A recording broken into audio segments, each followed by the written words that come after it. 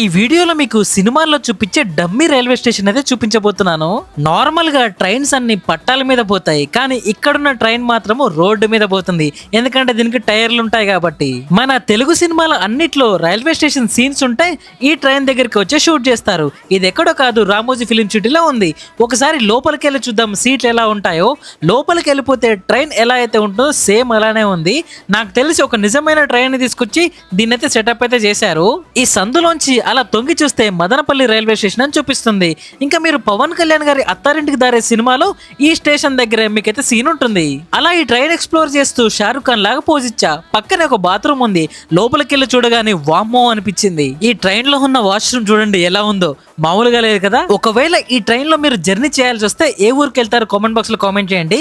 ఈ రామోజీ ఫిలిం సిటీకి సంబంధించిన ఫుల్ వీడియో నా ఛానల్లో ఉంది చూడండి. మన ఛానల్ 4 లక్షల సబ్స్క్రైబర్లకి దగ్గరలో ఉన్నారు, వెంటనే సబ్స్క్రైబ్ చేసుకోండి.